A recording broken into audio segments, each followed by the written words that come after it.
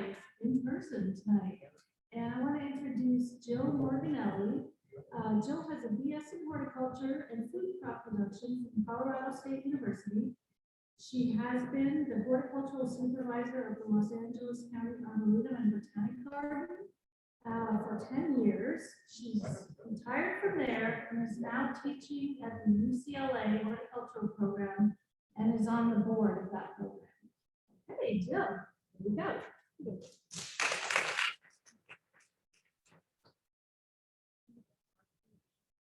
Okay, wait, first though, I just want to welcome everybody back.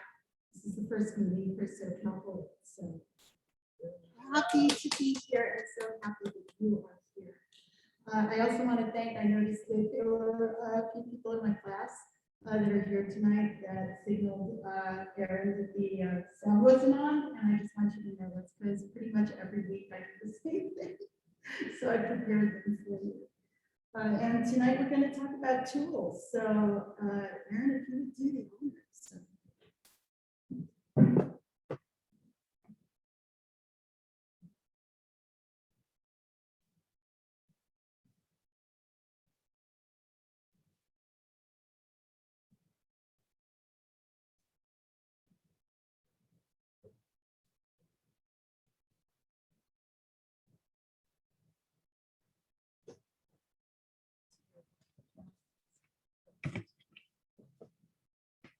For the folks that are here and for the folks that are online, that will be watching, encourage questions. If you have a question or comment that you would like to make, and for the folks online, we will be reading your comments in the chat real time. So. Awesome. Perfect. So tonight we're going to talk about my favorite tools. So we're going to talk about my favorite tools. I call them Arboretum tough because everything that's on the table tonight proved itself while I was the horticultural supervisor there, and I think they're fine examples of good tools to use. I think you need to have good tools and have them well cared for. I'm actually that person that says if you don't take care of your tools can't take care of you. So we're going to talk about cleaning and sharpening and various tools that I have that I really like and want. So let's get into it. First up is gloves.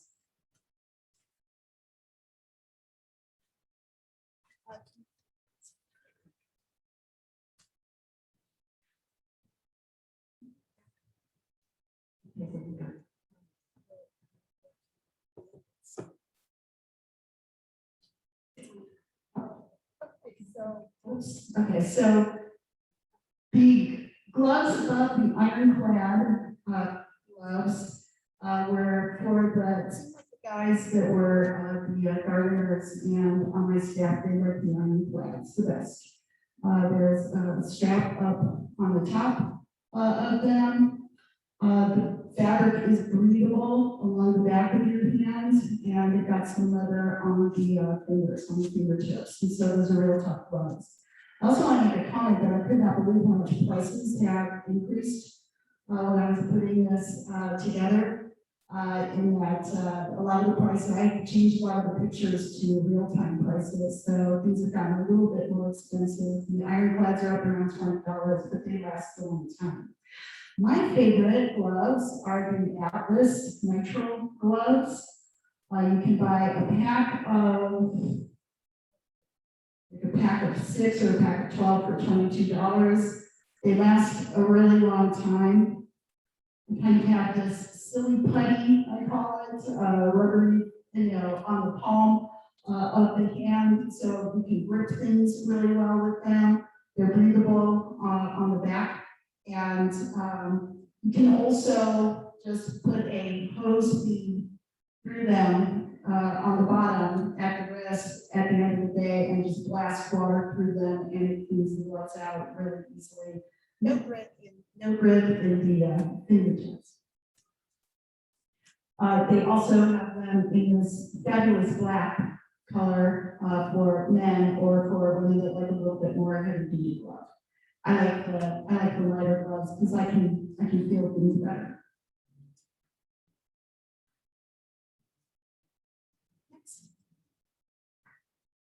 The next gloves that I have are okay, we're going to try this. The next gloves that I have are bionic rose gloves. They were made by an orthopedic surgeon who had two hobbies, golf and he was a Rosarian. And in his spare time, he made golf gloves and these fabulous rose gloves. I used to have the rose garden at the Arboretum, and these are the only gloves that year after year could do for me. It's got very soft leather on the fingertips. It's got a lot of mesh, as you can see, so it makes it easy to bend your hand. And then the area that goes around the forearm, nothing gets through it. And it's not heavy, hot leather. These are very lightweight gloves. So bionic gloves, I like them a lot for rose pruning or when you're pruning large trees or shrubs.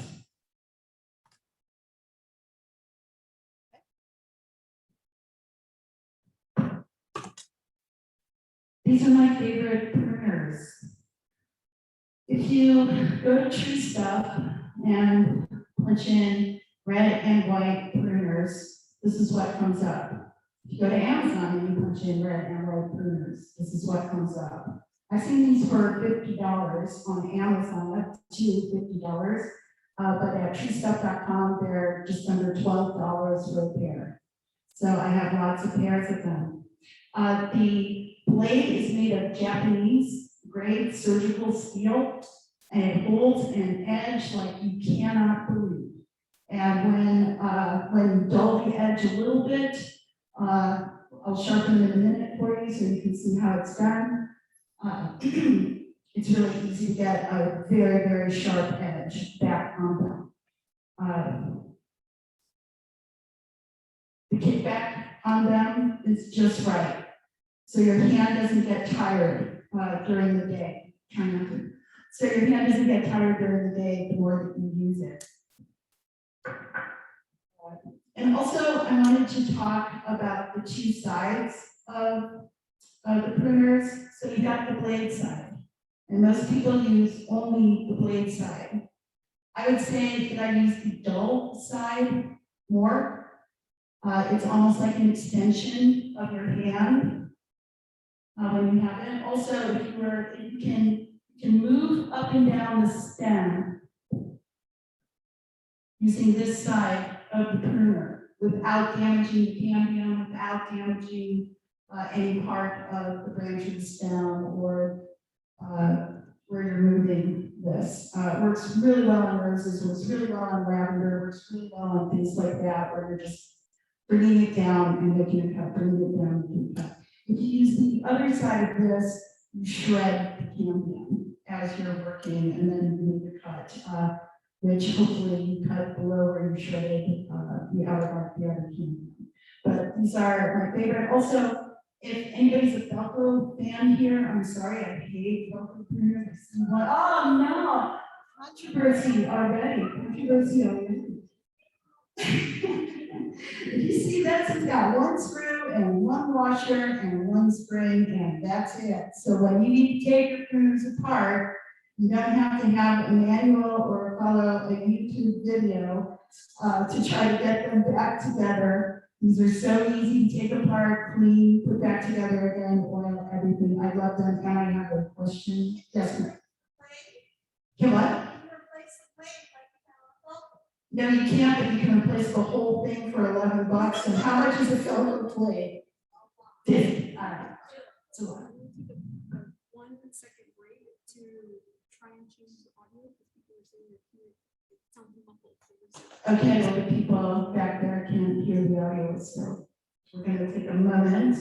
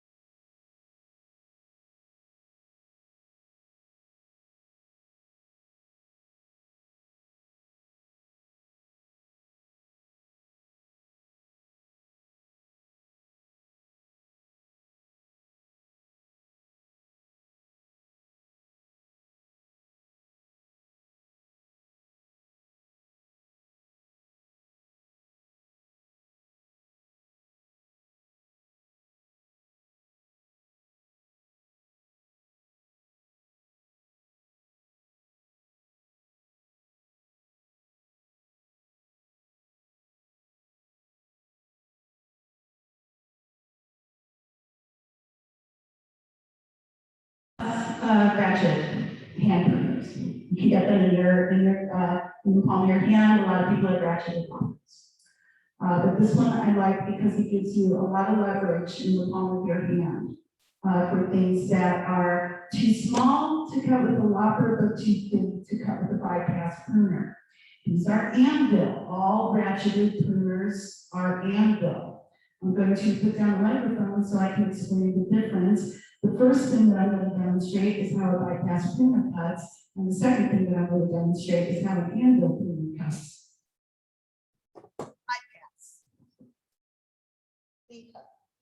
Anvil.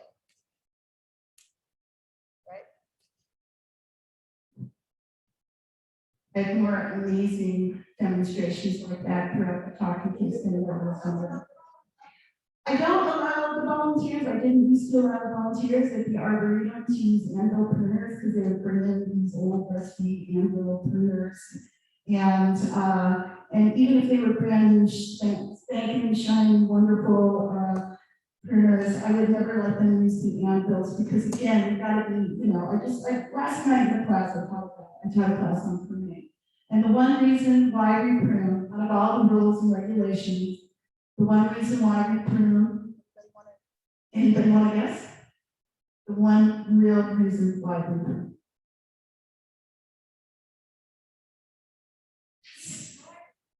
Yes, people love pruning. It's the truth. People love pruning. More than anything, it's the favorite garden activity. But the only reason why we prune is for the health of the plant. So before you make a cut, or before you go in, with equipment, you have to stand back, assess the plant. You have to know where it's from. You have to know the natural growth habit of that plant.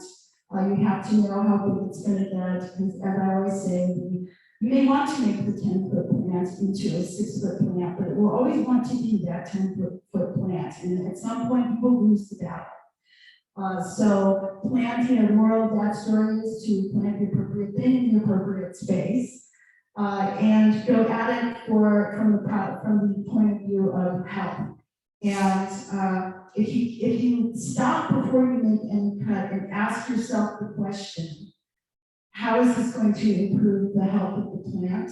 Don't make a cut until you can answer that question honestly, and you will be a far better pruner just by that one little exercise.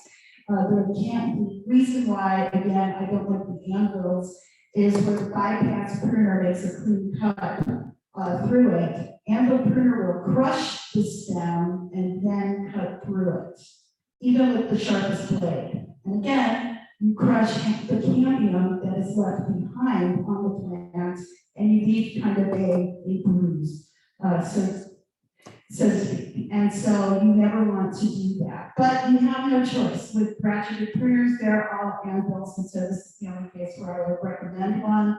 I've had this one 15 years, I think. And it made every prune back in the rose garden at the Arboretum for all the shrubs that were there, and did a wonderful job. And so if you've got arthritis, if your hands are getting tired, if you just want something cool in the back pocket that you can pull out and impress your friends with, this would be that tool.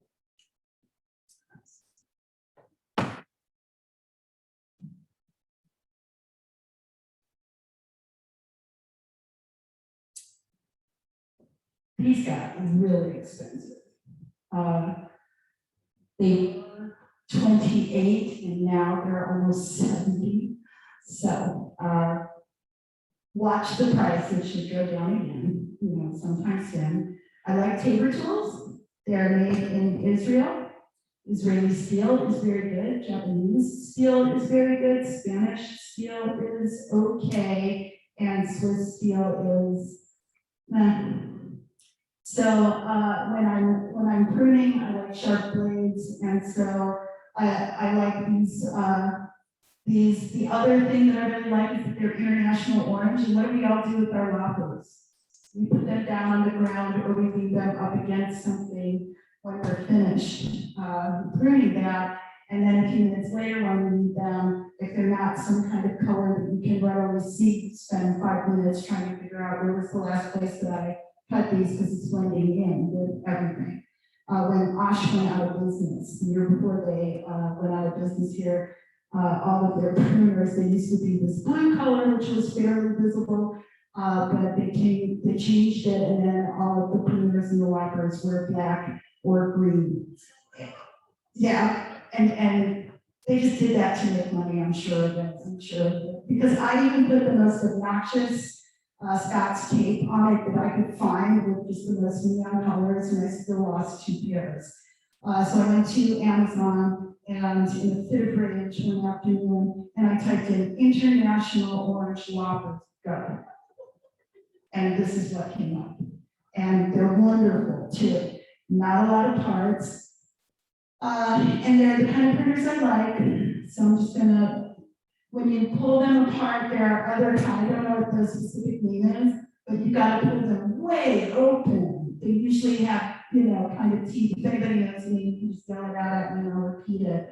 I don't like this because you gotta pull them so far back. And sometimes you don't have a lot of room when you're working, you know, that you gotta get into something. So I'll put the mic down. I can go in really small and I can kind of get in there and make a cut. I don't have to make I can get in there, I can make a cut really easy. I don't have to take up a lot of space, you know, with the handles on these. Also keeps a very fine, sharp blade on these.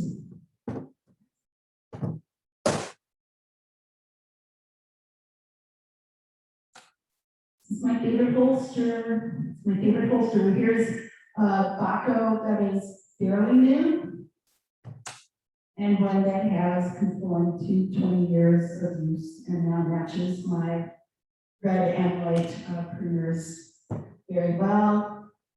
Do I even have, yeah, easy to put into any pocket. Some of them are just like trying to get into a pocket, trying to get that clip back into a pocket. Is next to impossible. And they're just very easy. They come out right away, ready to use and back in. It's my holster, it's my favorite holster. Next. Speedy short. This is the bomb. So I had a volunteer that went up and volunteered up in Napa Valley during the grape cutting, the vine cutting season. And she said that everybody that was working cutting vines in their holsters had a pair of bypass pruners or a hand ratcheted pruner and Speedy Sharp. And I will tell you this, there's not one moment that I'm working out, there's not one moment that I was on the grounds at the Arboretum where it wasn't right there in my pocket, either to sharpen my blades or to sharpen a volunteer's blade or something like that. Work with sharp blades. Don't let them rust, don't let them get dull.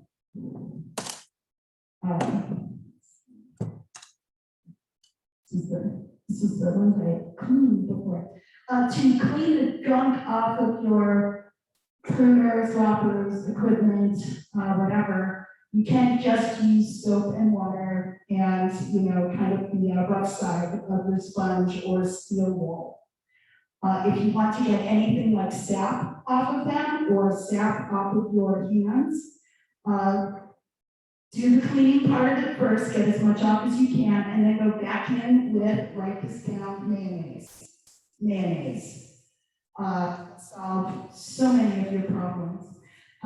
So you can get the rest of them off with mayonnaise on the blade. It also makes a nice lubricant on the blade for when you're finished.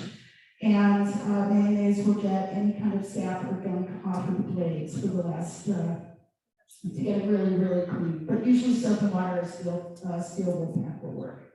When you're sharpening, I've tried so many sharpeners and I'm not sure why, but I'm just going to go ahead and say that it's, you know, probably the steel. Did you guys hear? Because I feel like something changed. We did. You know what we did. Because it's reverted. Okay, great. But everybody can still hear me. Awesome.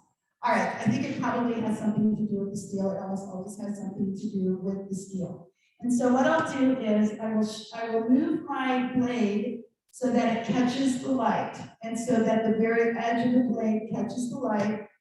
I will move this over, I'll demonstrate this, I will move the Speedy Sharp over, and as I'm doing it, you will see that all the gum that's on the very edge of the blade will start getting very shiny and will pick up the light.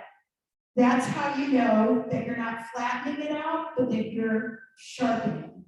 If the angle is too steep using any kind of sharpener, you're just gonna flatten the blade out, which is the exact opposite of what you want to do. I'll now demonstrate. So I got the light shining on the edge. And the more I do this, the shinier the edge gets. Right at the very tip of it. And then when you're finished, keep it very flat and just kind of knock all of the little shards off. And you've got an incredibly sharp blade every single time. I keep one of these in my back pocket, I keep one of them, in my tool bag, and I keep one of them in my knife drawer in the kitchen. Because it's the best knife sharpener that you can use as well. Thank you later. Oh, thank God. Can you hear me better on Zoom without the mic? Oh, can you guys hear me okay? I'm totally down with projecting and not using a mic. I love it. Thank you. Okay. So easy to take apart, easy to sharpen, good steel on the bypass pruners, probably it's what you use the most. Move on to the next one. Speedy Sharp in your pocket, in your tool bag, in the knife drawer. And then we have Tri-Flow. It's a soy lubricant. I don't use WD-40 because when you use WD-40, it gets really dirty and gritty. Whatever it is holds onto the sand, holds onto the grit. It makes everything a muddy mess. And when you use it on your tools, what it does is where you just cleaned everything out and I'm talking into this. And then you refasten everything back. And you put your screws back in. Within 5 minutes, they're going to be gunky, gritty, and everything with WD-40. And so with Tri-Flow, or that's the new version of Tri-Flow, they say it's still a soy lubricant. It's soy-based. And for some reason, I know not why, but the soy does not collect all that gunk, and grit and dirt in there. And, you can use either that one, which is kind of like WD-40, or you can just tap a little on the edges. And it'll loosen up. It'll loosen up the blades on your bypass unit. Okay, so this is how you sharpen your tools. Yes.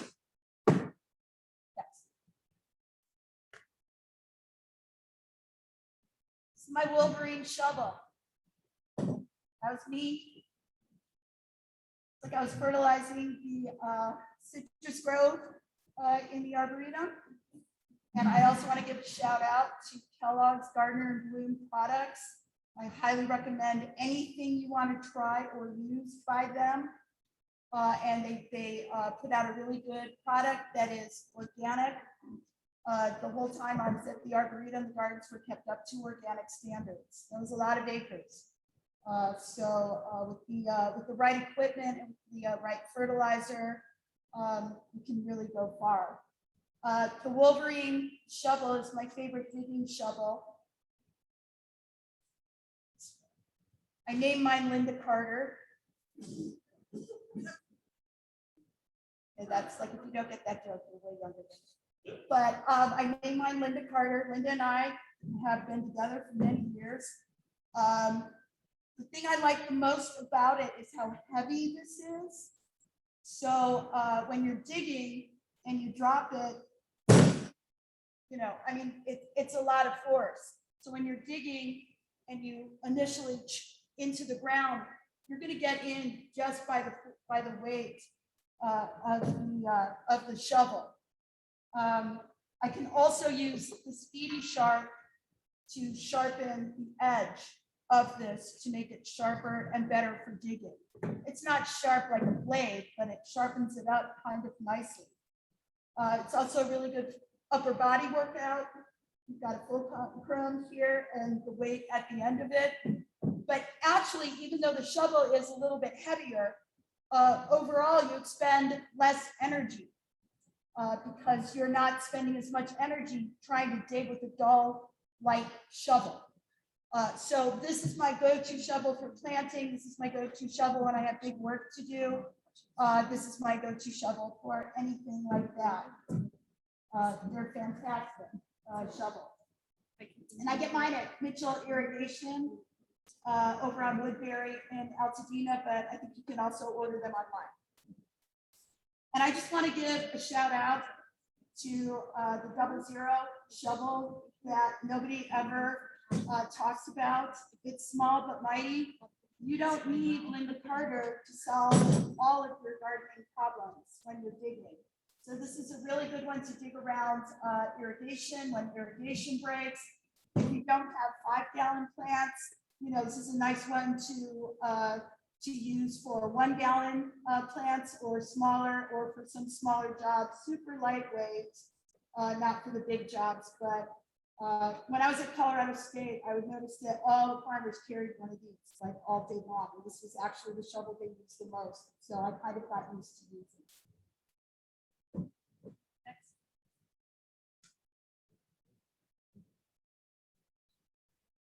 I didn't bring this one in. That is one tough ombre there. Sharpshooters are ditch digging shovels, but they are also excellent at getting roots out. So when you dig it out with this up to where the roots are, it's a good idea. You can use a crowbar or you could use a sharpshooter to get under the roots. I don't use the one with the little handle on the end. I always, you know, I'm small, I'm short. So I always use ones with a long handle so I can get good leverage on it. And the only time I ever saw one of these breaks was a young intern, Shamir. I'll never forget it. I came by at the end of the day on a big project that he was working on with some of the other gardeners, and it was bent in half. And I couldn't believe it. I said, well, Shamir, looks like you weren't taking no for an answer. Whatever it was you were working on. Jill, So, Jill, really tough. Yes. There's a question. What's Yes. the name of the small shovel? There is no name for this shovel. I just kind of call it a 00. They used to, shovels by size, they used to have numbers that were, you know, they get, as the shovel got larger, the number got bigger. So these used to be just a 00, but you can go to any nursery or you can go to any hardware store and they'll have them. Go to Home Depot, we got them.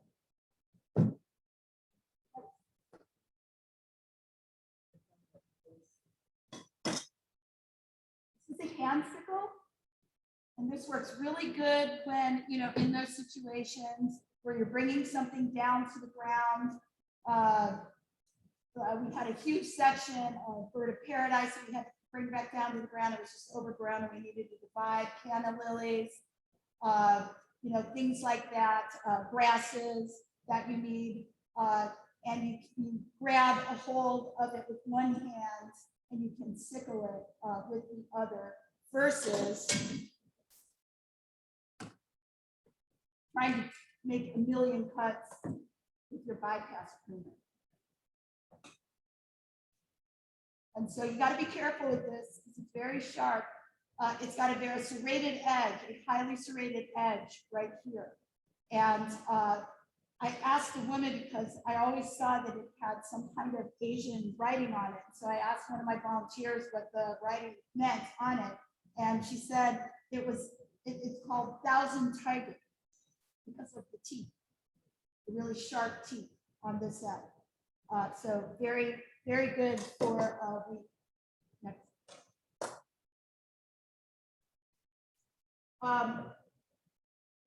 You go to this, it's a hori knife. I want to stick to weeding here for a minute.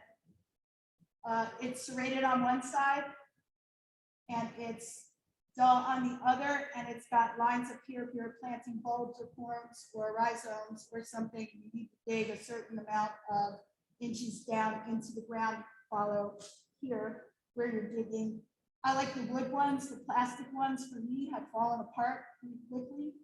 I like Wildflower Seed Company is the one that I recommend getting. But I also saw the same Hori Big knife on Amazon under some other name. So I'm pretty sure it looked like it was the same one. And it's good to dig where, it's so sharp here. When you're weeding, you can just chink down, chink, boom, and kind of loosen up, the whole area. Put it down and then just pull the weeds out, which makes it nice. You're not sitting there struggling, always trying to get the root out. But if you need a deep-rooted weed out, this is a great tool to do that. Another taper tool that I like a lot for pruning. It's always handy to have a folding saw in your pocket in the winter, in the fall, when you're pruning trees. Again, excellent blade. The tines stay very, very sharp. You can switch out blades on this. So I think this is a 9-inch blade, but you can also get a 12-inch on here. So taper tool, very easy to have. I've had this one not that long. It's kind of neat. Looking forward to breaking it down. Next. And then a larger version of that would be a samurai saw, which has, again, a longer curved blade. I don't want to get into too many saws. I would just say that these are probably these are the ones that I use the most. And I like the ergonomic aspects of these. It's not a straight blade, but you can also buy them instead of a curved blade. You can also buy a straight blade for cutting it straight. Samurai and folding saw. I didn't bring mine in, but I love it. This is a Milwaukee fuel cell 18 volt. Don't waste your time with the 12 volt. It's not going to cut through anything and it's going to die on you very quickly. So the 18 volt hack saw, not sawzall, hack saw. As you can see, the equipment itself is it's not straight. So a lot of times with the sawzall, you're working like this with it. But with the hacksaw, you can work one-handed, which means when I'm cutting larger branches or larger limbs, I can hold on to it with one hand and cut through it with the other. And it's also easy to kind of flip around in your hand, do a first cut, an undercut, and then flip back around and just cut through. And if you're working alone sometimes and all you've got is a saw, you don't have anybody to spot you. Sometimes when you get to the end, it's really hard because the branches will just start waving all over the place. And so 269 Home Depot had a sale on this where you actually got the hacksaw and the lithium ion charger and the lithium ion battery, and it will be the best money. Trust me, this winter, if you have one of these, you're going to love it. And I was talking to a friend of mine who's a carpenter, and I was cleaning mine out after working in the yard one day. And he said, "Oh, you've got the 18 volt hacksaw." And I was like, "Yeah, that's the nice one." Like, yeah, I know. So don't skimp on power when you're buying something like that. And I don't like, as much as I like the Milwaukee equipment, and I think in general they produce superior gardening equipment, I like the Diablo blades a lot better than the Milwaukee blades. And in particular, they make a 9-inch or a 12-inch pruning blade. And you can buy packs of them and you'll use them all the time. Makes life very easy. The best broom. While you're, after you make all this mess, you're going to need something to clean it up with. And this is called Better Broom on Amazon. and it's made in coconut. These are coconuts. This is kind of a recyclable, sustainable thing. It's made of rattan, and it's the best broom that you can use outside. And I think one of the reasons is because it's very sturdy. So a lot of times the straw brooms are not sturdy enough. You spend a lot of time trying to brush things away. But better broom is where it's at. Okay. Oh, there's the hori knife, little apple.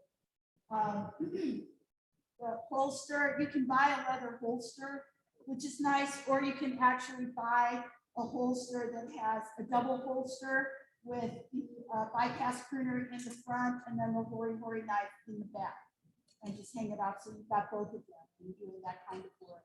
That little plastic holster will last you an afternoon. Another one of my favorite weeding tools is the hoe fork combination. And I really like using this on grasses, like especially like Bermuda grass. Yes, Kathy Musial agrees with me. So now you know, we're 100%. You can use this edge to dig out an area that you're working in, or you can pull it through. But this edge is the only thing that works on Bermuda grass that I can tell. So I really like it a lot. And I tend to use it on large weeding jobs. Yes, Kathy.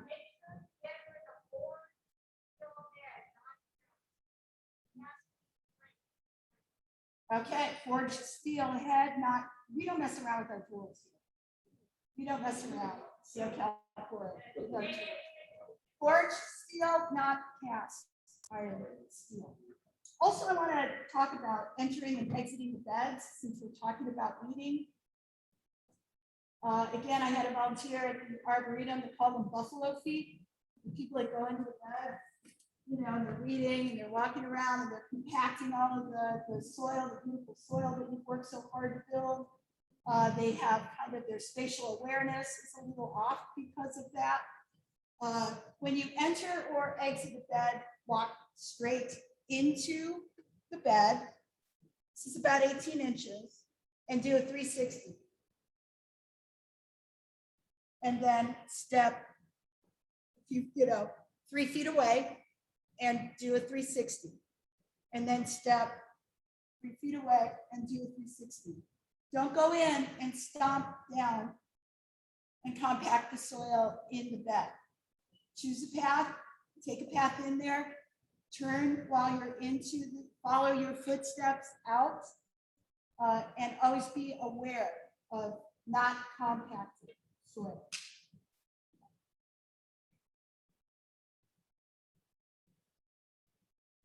This is my blazer hula hoe or stirrup hoe, stirrup leader. You can see it has a very loose edge on it. It's a little wet. I washed my tools before I came here tonight.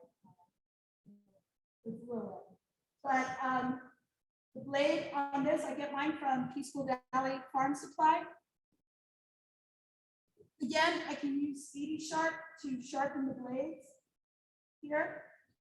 And you just kind of get into a rhythm.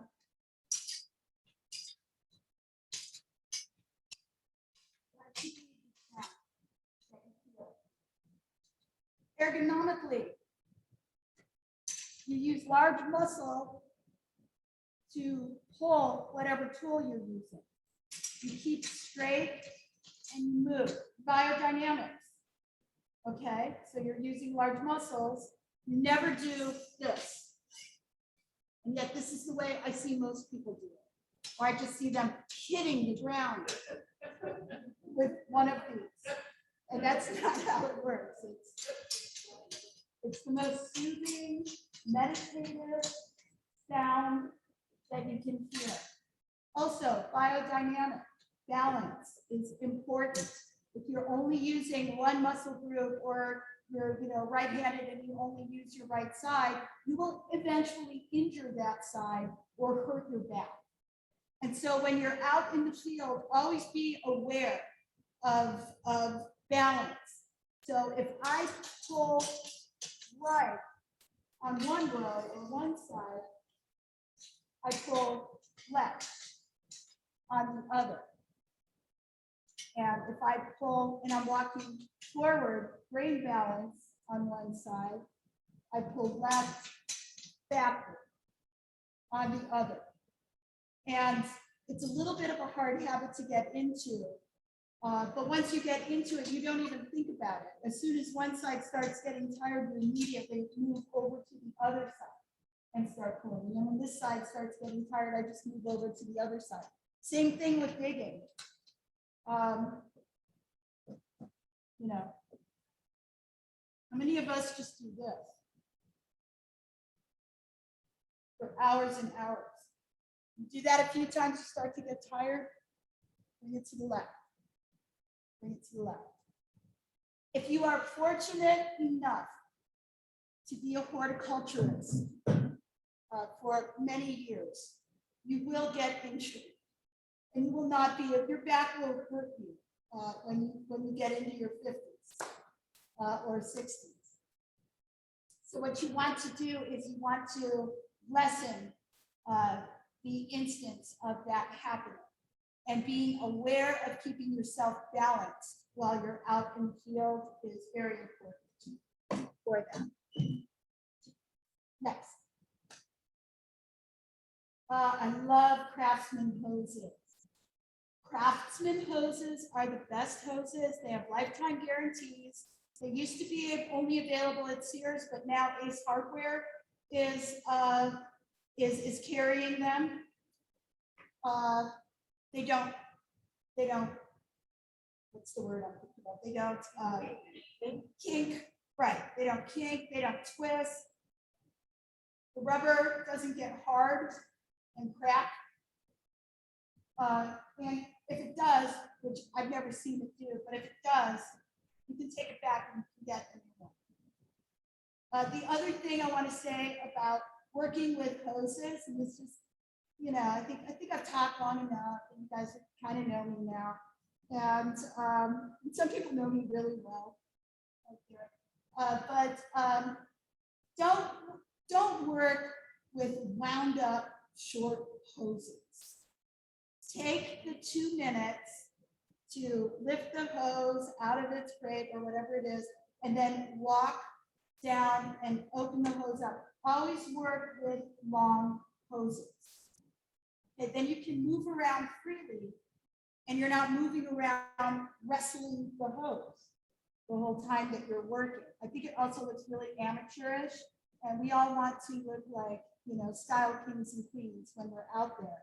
So work with long hoses, and you will save a lot of aggression and a lot of time. And then also what I want to say is, if you're borrowing somebody's equipment or hoses, don't give it back like a gnarled up mess, like a ball of yarn that the cat got into. Make sure that when you're finished, that you wind them up very nicely, clean the tools, before you give them back. Make sure they've got a nice sharp edge, and then you're much more likely to be able to borrow tools from said person again in the future. There's so many. Yeah, we know this. All right. There are so many water spigots out there, hose nozzles out there that you can buy. And I always just like the Dram brass nozzles. And I use a 2 shut-off system. So shut-off valve.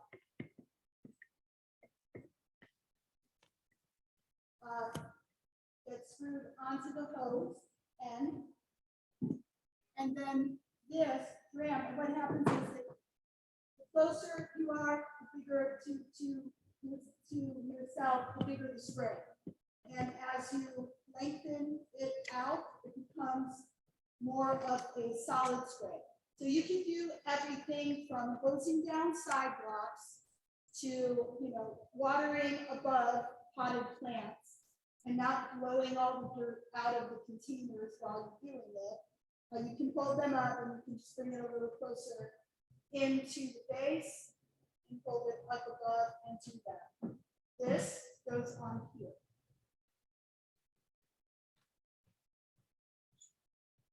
This goes on here, and then you've got two ways to shut it off. You can either screw it all the way tight here, or you could just flip this switch, which is handy. Because let's say that you've got just the exact right flow and the exact right force that you want, and you have to walk away. You don't have to screw it in and then unscrew it. It's not the biggest deal in the world, but it's just faster and easier to shut it off and then come back to it at exactly where you left it. Also, if you're, you know, putting this up inside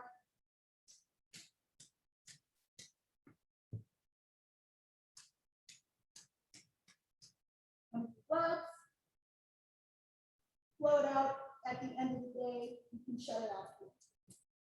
And a million other things that you can do. But just trust me that that is like so handy, and you'll really use that a lot. And the brass really takes a long, long time to deteriorate, where a lot of those fancier, you know, rain shower, you know, hose bibs break, you know, within the season. Next.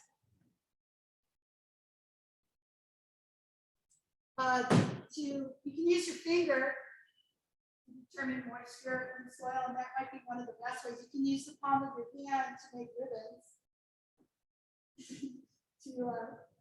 to test soil, or you could use a moisture meter. And I like this one because I can use it both in the ground, in containers. This is wonderful, you know, because containers are, you know, the way that they water is they dry out kind of in a pyramid form at the top, and then you kind of bank water at the bottom. And so even though right next to the plant it may seem dry, you put the moisture meter in a little bit, and all of a sudden it's like, you know, it's really wet. It's got a very easy little interface. It's not one of those double pronged. I don't even know how to read those. It's just like, you know, low, medium, wet, dry, medium, wet. It's got numbers from 1 to 10. And so it's very easy to use this in a multitude. And you can also even, you know, use it for composting. So that's 1 instead of 5 different, okay?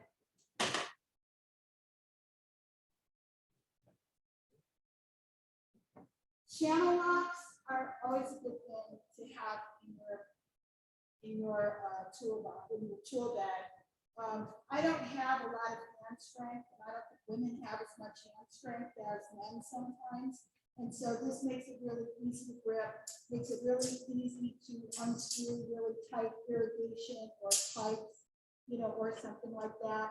And maybe, you know, holding onto here, you got a lot more leverage to hold onto something with your left hand, so you can work on it with your right. So I usually keep 2. Jill, can you move back to the middle? They're having a hard time hearing you. Okay, all right. Get your channel locks, get 2 of them. That will save folks online. Okay, next.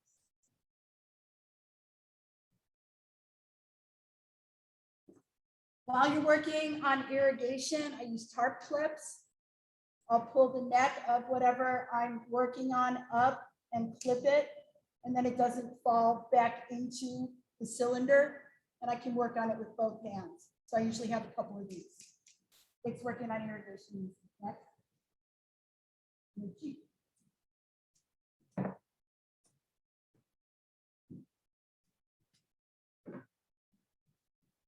I realized today when I was washing this out that I need a new one. I've had a Craftsman Tool Bag for many, many years. And if you're going to have the tools, it's easier to carry them around in this than a Home Depot bucket. And so I really like this. It's got lots of pockets. You can keep irrigation in the front. You can keep spray heads or washers in the front, and larger things like your glasses in the back. So Craftsman makes a really good tool.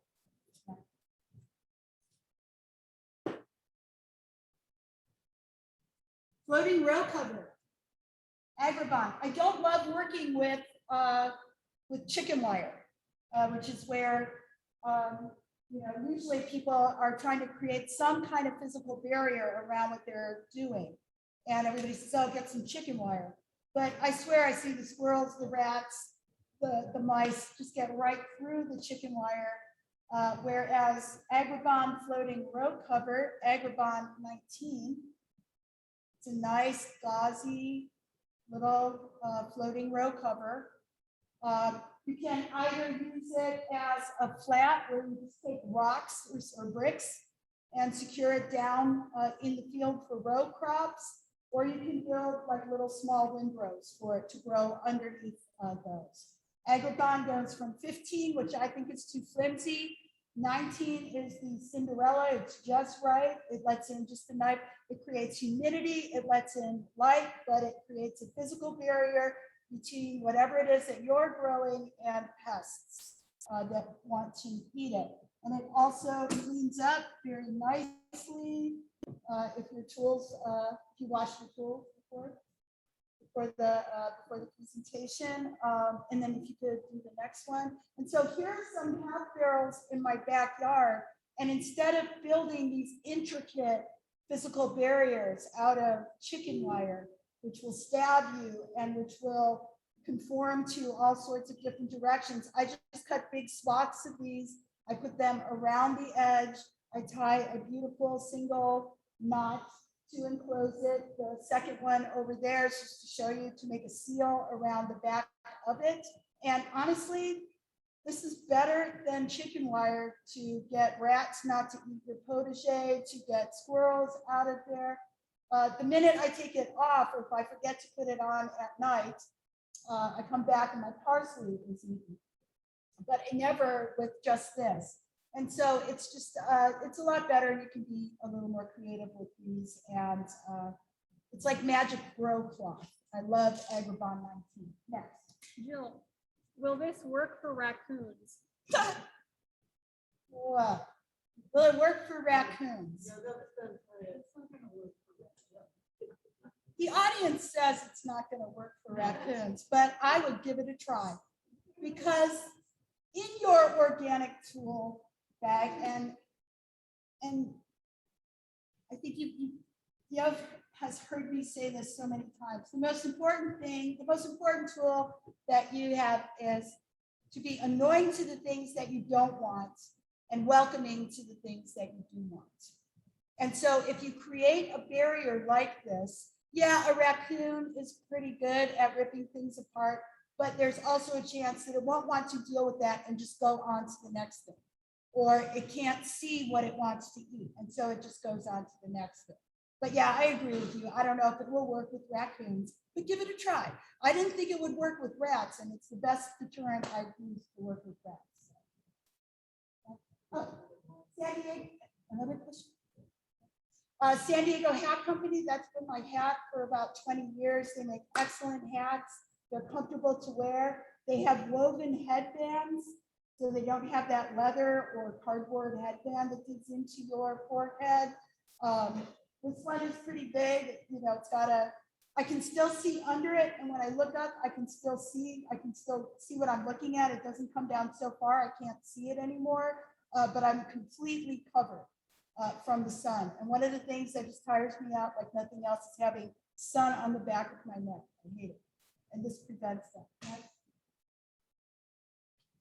In general, the shoes that you wear are important. And I've just kind of noticed for many years, I wore Basque hiking boots to work. And I noticed a lot of the county gardeners, a lot of the guys wore Basque hiking boots as well. They're very comfortable. And instead of steel toe, they've got reinforced toes for hiking, and it's fine for the purposes of what we're doing. One thing I would say though, a lot of times if you get the kind of hiking boot or Basque hiking or any kind of boot where it goes up on the ankle and they've got those little hooks on the side that you hook the laces through, you can also hook your laces in those and fall flat on your face. And so what I try to usually do is not trip myself up and either you get ones that don't have any of the hooks or get ones without that don't go all the way up the ankle. You still don't get a lot of dirt in your shoes.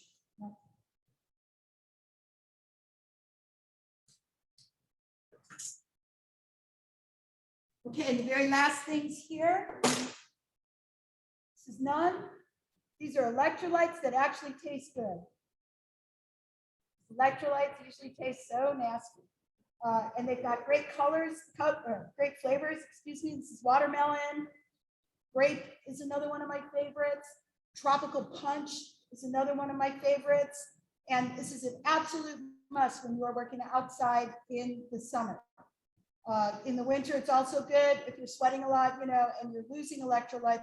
But in the summer, I would always have a couple of nuns in my upper right hand drawer at my desk, along with some mango, some dried mango, so that when the gardeners would get overcome or start to feel faint, or we had an intern that would faint, I would always have these on hand and make sure that I put some electrolytes in their water and start giving them some sugary mango to eat, and it would revive them very quickly. So, nuns are the best. Also in your bag, it's always good to have a big or a small sight glass.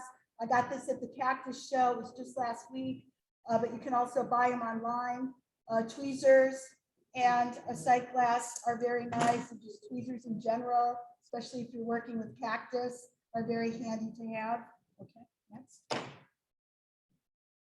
And then this truly is the coldest water. This will keep your water cold, even if you put it down in the shade in the morning and don't get back to it. And then when you get back to it, it's in the hot blazing sun and you're like, oh God, it's probably warm water now. It never is. The ice cubes will still be in there until the end of the day. This is the absolute coldest water. They made it in much prettier colors than I've had this for so long, but they have them in really pretty colors. As you can see, everything, you know, up to a gallon. I mean, they have these in all sorts of sizes from 8 ounce to 1 gallon. So pick the one that you want. Throw a couple ice cubes in there, fill it up with water, put it in the refrigerator. You know, the next day, take it out with you when you're gardening or when you go to work, and you will have cold water with you all day long.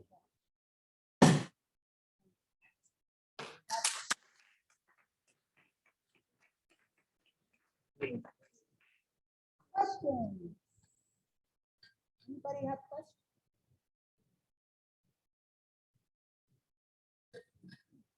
No questions. Steve, did you want to share your favorite tool? I did bring it in.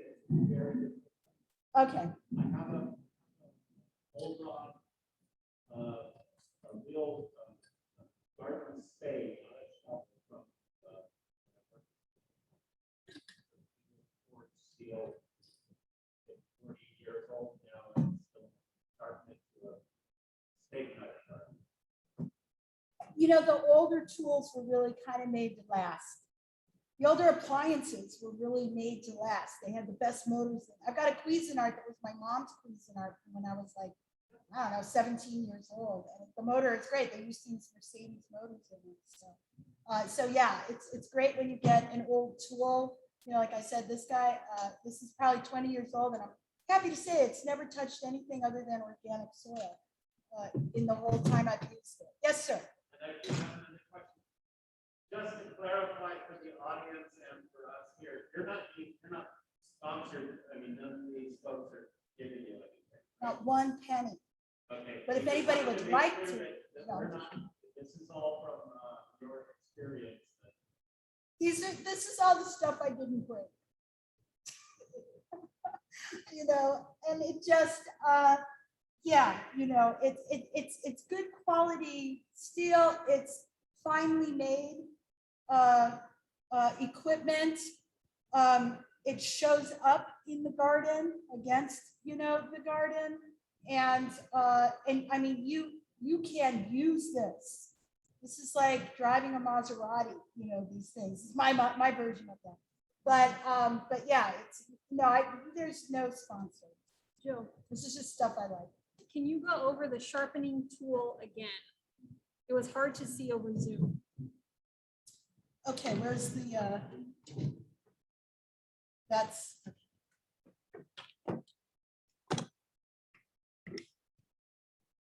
okay.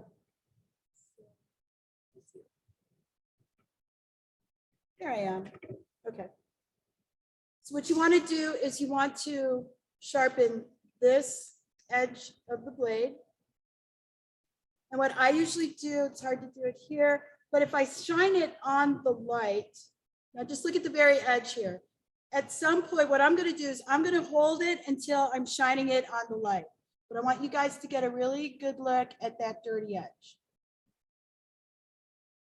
And then I'm going to take this side of my Speedy Sharp, this side, and I'm going to angle it down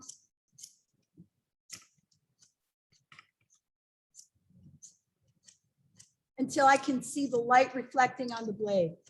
Okay, now hold on. You see that? Remember how dirty that was a couple seconds ago?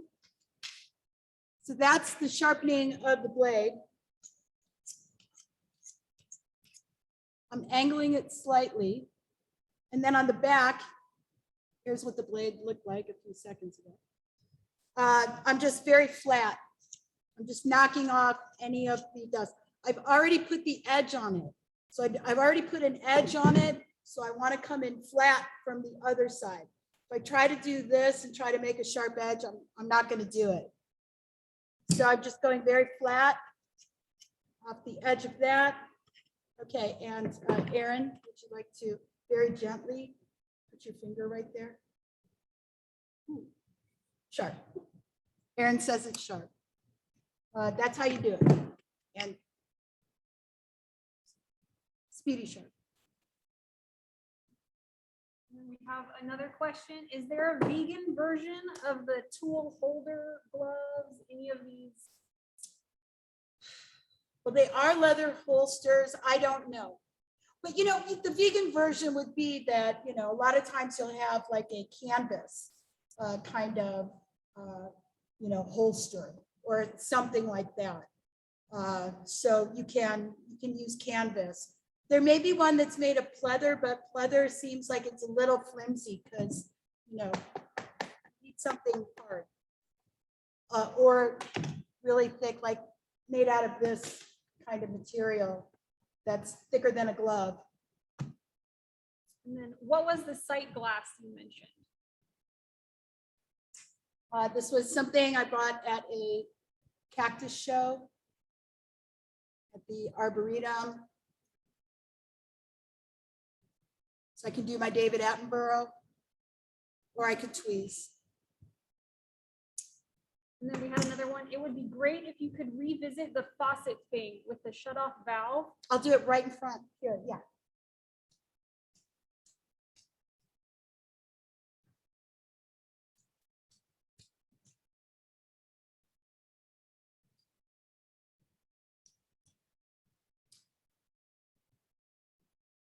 So here's the shut off. Now it's open, now it's shut. Open, oops, open, close. Also, when you do this, you know, if you've got a hose and you've got this on the hose and you leave it closed, when you turn the spigot on, it doesn't go shooting out of the hose, which always ends up happening, shooting right at me. So this prevents that from happening. And then you screw this end onto the hose.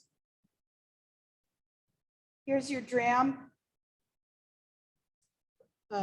nozzle. You screw the dram nozzle onto the shutoff. The dram nozzle now is completely closed.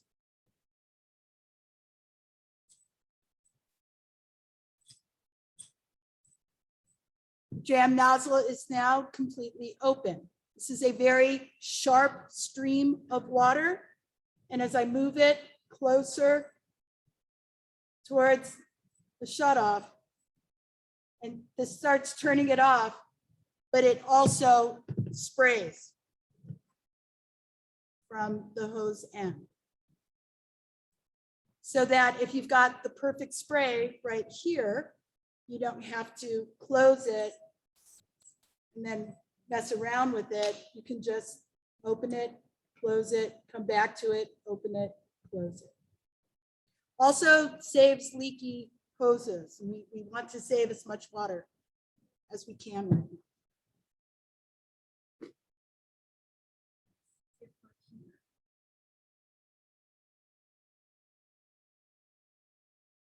Real quick, and I didn't talk about these, but this is a Saka headband. Saka. They're athletic headbands, Saaka. This one has Velcro that you can put on, but they also have them that are just single units without the Velcro. This one can, and they also make them kind of large so that you can, wear them completely over your head as well.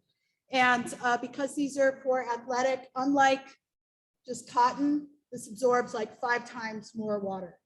And so you never get sweat in your eyes when you're wearing one of these. And you can also wash it out at lunch, put it out in the sun, and then when you come back for round 2 after lunch, it's nice and dry and ready to go. What are your thoughts on metal hoses? Metal hoses? I don't know what a metal hose is. It's bendable, it's very flexible, it has a small interior. Okay, all right, it's flexible, Very flexible, but metal. Does it kink? less volume. Does it kink? That's because Less volume? It's not one of those ones that winds up like a slinky, is it? Well, we've got one gentleman here who seems to enjoy using a metal hose very much. That is your hose of choice. So I'm gonna say it is not your hose of choice. Would be if it had a larger volume. Oh, the volume isn't enough. The volume isn't enough. So he doesn't like it because it doesn't have as much volume. It's not a 5/8, it's probably a 1/2 inch. I mean, you could drive over and all that. You can drive over a Craftsman too. There's a saying that we have in the industry, which is, try to get a farmer to change something that's working. It doesn't mean that they're not great. It sounds like they're very tough, but the volume is less out of it, so you don't get as much strength out of it. But I just like Craftsman hoses. I've used them for years, and I've used the same ones for years. So I just tend to go back to that, but give it a try. Find what's good for you. Yeah, if you had a small patio. Good for small patios. Can you spell the headband brand again?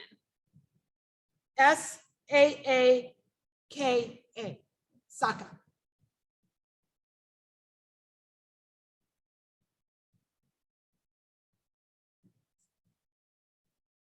Anything else? Are there any other questions?